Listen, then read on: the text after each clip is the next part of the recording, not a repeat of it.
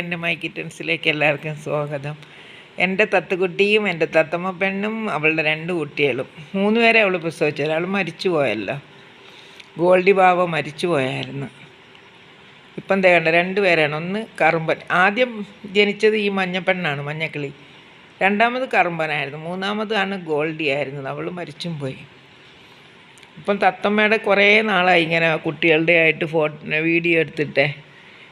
സാധാരണ ഞാൻ ഇങ്ങനെ കുറച്ച് ദിവസം ആകുമ്പോഴൊക്കെ എടുക്കുന്നതാണ്. ഇപ്പം ഇന്നിപ്പം മാർച്ച് 2 മാർച്ച് 5 ആകുമ്പം തത്തമ്മ ഈ കുട്ടികളും പ്രസവിച്ചിട്ട് 2 മാസമാവും.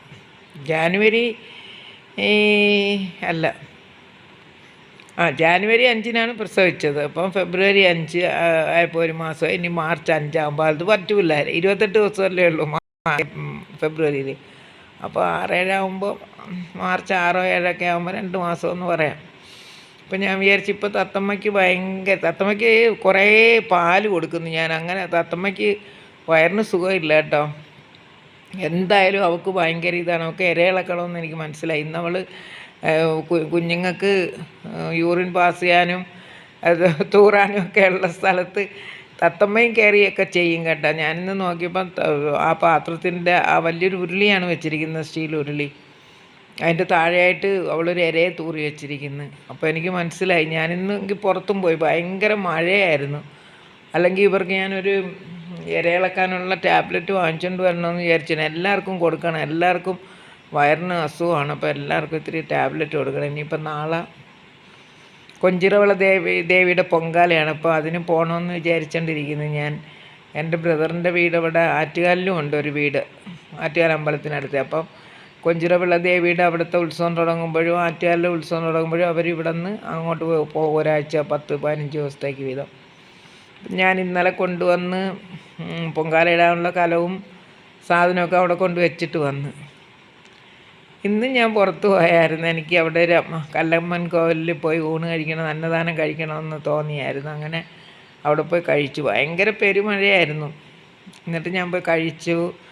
പിന്നെ വന്ന് പെരുമഴയിൽ വരുന്ന വഴിയിൽ പിന്നെ വണ്ടിയൊന്നും വിടുന്നില്ലായിരുന്നു, ആരും പോകുന്നില്ല, ഭയങ്കര വെള്ളപ്പൊക്കം. ഒരു പെട്രോൾ പമ്പിൻ്റെ വഴയിലുള്ള ഒരു പെട്രോൾ പമ്പിൻ്റെ അവിടെ ഞാൻ പക്ഷേ ഇങ്ങോട്ട് എത്ര വെള്ളമാണെങ്കിലും വന്ന്. എന്തെന്ന് വെച്ചാൽ നമ്മുടെ വീട് ഇവിടെയല്ലേ, നമുക്ക് വരാതിരിക്കാൻ പറ്റില്ലല്ലോ. ചിലപ്പോൾ അവിടെ നിൽക്കുന്നവരൊക്കെ അങ്ങോട്ടും ഇങ്ങോട്ടും ഒക്കെ എല്ലായിടത്തും പോയവരായിരിക്കും. എനിക്ക് എൻ്റെ വീട്ടിലേക്ക് വന്നല്ലേ പറ്റുകൊണ്ട് ഞാൻ ധൈര്യപൂർവ്വം വന്നു. ഭഗവാനോട് പ്രാർത്ഥിച്ച് ദൈവമേ വണ്ടിക്കകത്ത് വെള്ളം കയറല്ലേ എന്ന് സ്പീഡിൽ വിട്ടുകൊണ്ട് വന്നു.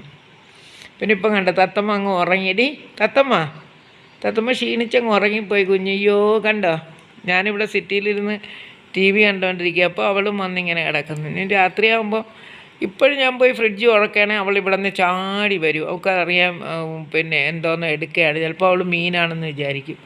പക്ഷേ രാത്രിയിലത്തെ ഫുഡ് കഴിച്ചു കഴിഞ്ഞ് പിന്നെ നമ്മൾ ഫ്രിഡ്ജ് തുറന്നാലും എന്ത് തുറന്നാലും അവൾ വരില്ല. അവൾക്ക് ഭയങ്കര ബുദ്ധിയാണ്. എന്നും ഞാൻ പാല് കൊടുക്കുമായിരുന്നു. ഇടയ്ക്ക് സുഖമില്ല, 2 ദിവസം എനിക്ക് തന്നെ തോന്നി സുഖമില്ലാന്ന്. അപ്പം ഞാൻ വയറിളക്കത്തിൻ്റെ മരുന്ന് കൊടുത്ത്.